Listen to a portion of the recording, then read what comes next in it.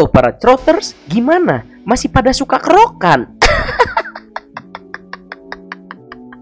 Kali ini saya akan membahas film yang cukup memacu jiwa adrenalin kalian. Dan film yang akan saya bahas adalah A Walk Among the Tombstone, bertemakan tentang kriminal misteri. Gimana ceritanya jika tontonnya Lira Kusia? Kisah akan berfokus pada seorang polisi senior berbadan tinggi bersifat dingin bernama Matthew Scudder. Ini orangnya. Dia adalah polisi berpengalaman dan tanpa kompromi terhadap tindakan kriminal. Dan itu dibuktikan ketika dia tanpa ampun membunuh seorang kriminal bersenjata.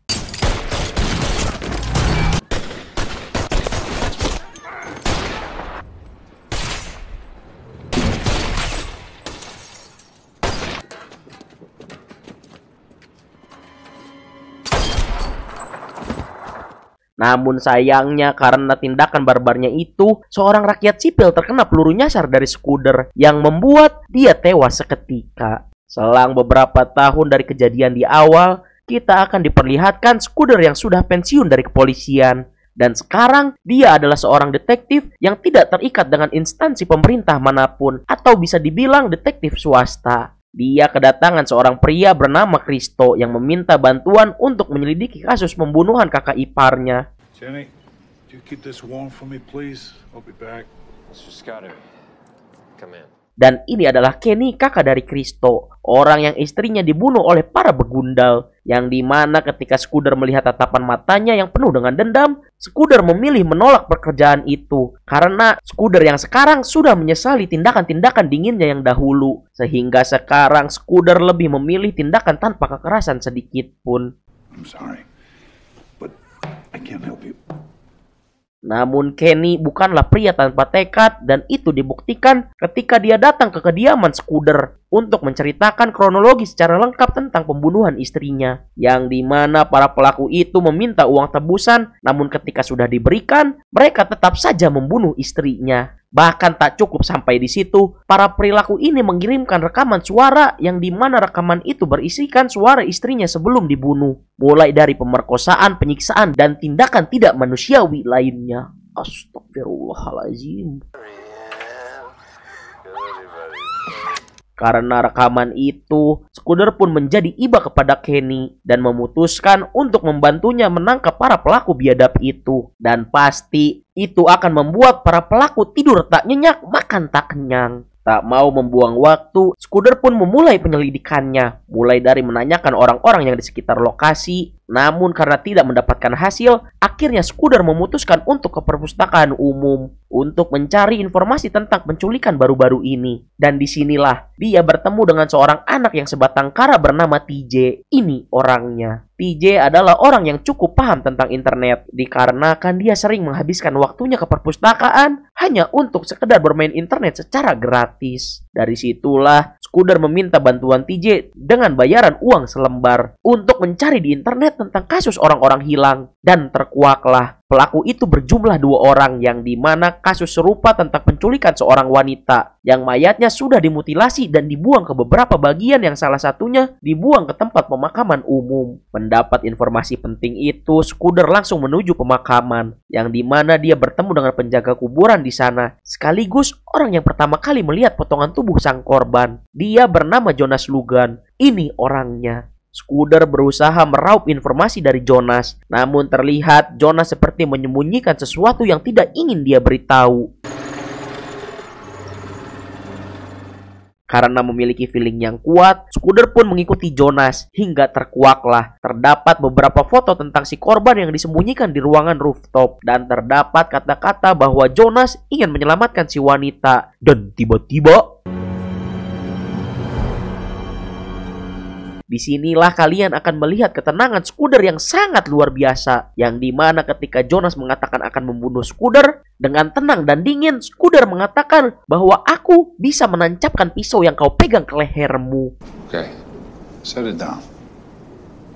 Seketika itu pun Jonas akhirnya menceritakan tentang kedua pelaku itu, yang dimana Jonas bertemu pelaku itu di sebuah bar, dan pelaku itu mengatakan dia adalah seorang agen kepolisian yang bertugas menyelamatkan orang-orang dari lingkaran narkoba. Dan di saat itulah Jonas mengajak mereka berdua ke atap rumahnya dan mengatakan bahwa dia ingin menyelamatkan si wanita itu. karena selalu diajak memakai narkoba dengan tunangannya. Dan para pelaku itu pun mengabulkan permintaan Jonas. Namun tanpa diduga-duga, para pelaku bersama Jonas malah menculik sang wanita, yang dimana para pelaku itu merobek pakaiannya dan memotong dada sang wanita tepat di belakang Jonas. Pick one. Which one's your favorite? Eeny, meeny, miny, moe. No take backs. So that one's yours, and this one. Sebagai rakyat sipil biasa yang melihat kebiadaban dua orang itu, Jonas pun memilih lari. Dan selang beberapa hari, potongan tubuh sang korban ditemukan di tempat kerja Jonas. Jonas juga mengatakan bahwa mereka bukanlah manusia dan mengingatkan Scudder tentang berbahayanya orang ini. Jonas sendiri pun lebih memilih diam dan tidak menjadi saksi atau melaporkannya ke polisi, karena Jonas merasa sangat ketakutan jikalau dia membuka kedua identitas sang pelaku. Namun yang mengejutkan adalah Jonas mengatakan nama salah satu pelaku yang bernama Ray. Lalu Jonas loncat dari atas gedung, yang menegaskan dia lebih memilih mati ketimbang harus berurusan dengan manusia titisan Dajjal itu. Which one? The quiet one or the...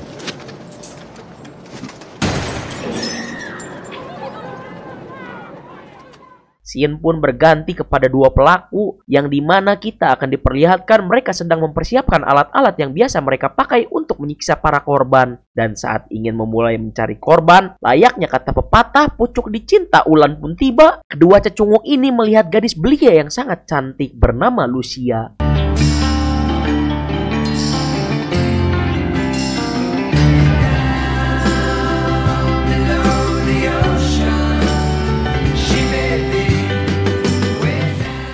Dan kalian sudah pasti tahu apa yang terjadi selanjutnya.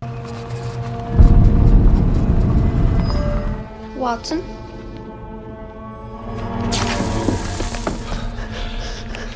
Dan kita akan kembali diperlihatkan ketenangan dan pengalaman luar biasa Scudder sebagai mantan polisi yang dingin. Dan itu dibuktikan ketika sang pelaku menelepon ayah Lucia untuk meminta uang tebusan dan mengintimidasinya. Yang seketika itu pula, telepon itu diambil oleh Scudder dan kembali mengintimidasi mereka. Sehingga mau tak mau mereka harus mengikuti permainan dari Scudder. I can't believe you talked to him like that. He knows what he's doing. Scudder pun menelepon TJ untuk mengambil kotak berisikan pistol dan jaket yang dulu dia pakai untuk bersiap-siap menghadapi situasi yang buruk.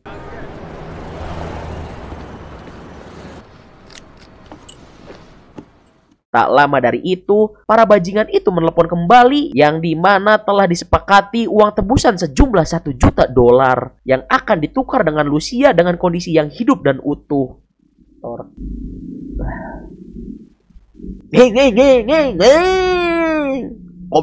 Skip. Dan itu dilakukan di pemakaman umum tempat Jonas bekerja, tepat jam 10.30 malam. You could grab me. You'll have that knife you keep talking about.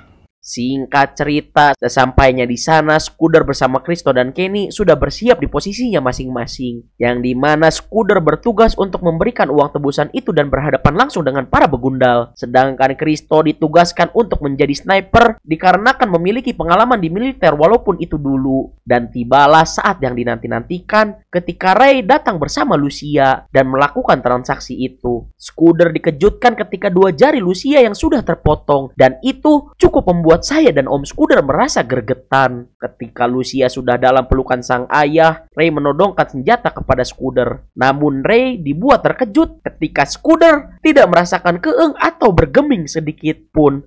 The fuck is the matter with you, man? Why aren't you afraid? Saat salah satu begundal itu mengecek uangnya, dia menyadari bahwa uang yang diberikan adalah uang monopoli. Dan itu membuat Scudder langsung menembak Ray tepat di dadanya. Saat itulah Christo harus gugur karena kurangnya pengalaman bermain PUBG.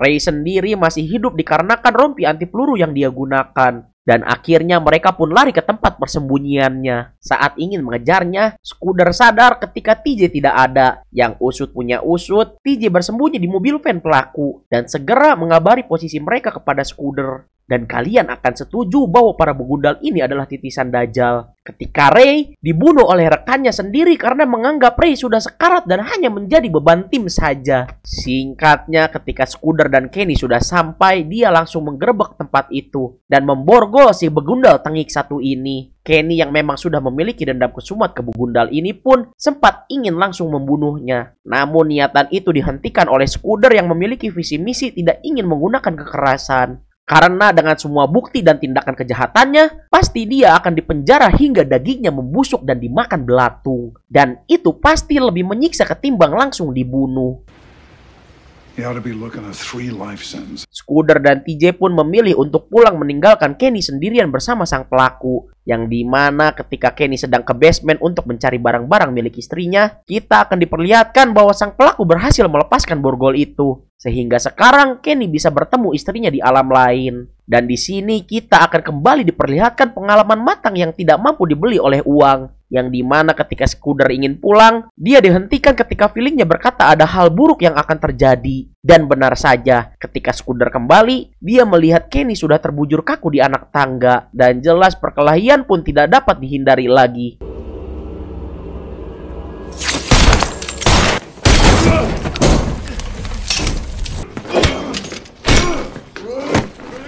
Yang dimana Scudder masih memegang teguh prinsipnya untuk tidak melakukan kekerasan, sehingga dia harus menelan kekalahan. Namun di saat terdesak, Scudder mengambil alat kejut listrik dan menempelkannya ke si begundal hingga membuat bijinya bergetar.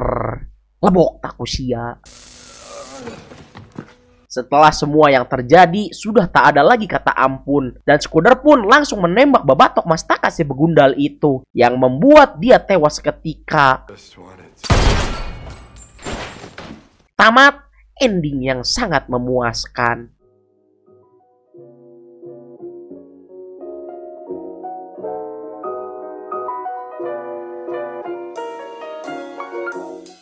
Jelas hikmah yang bisa kita ambil dari film ini adalah berhati-hatilah dengan orang di sekitar Anda. Bukannya mengajarkan untuk bersuudzon kepada orang, tapi hanya untuk sekedar berhati-hati. Karena bisa saja orang jahat ada di sekitaran kalian. Dan itu termasuk orang-orang yang suka ngejulitin kalian di belakang. Nah, itu.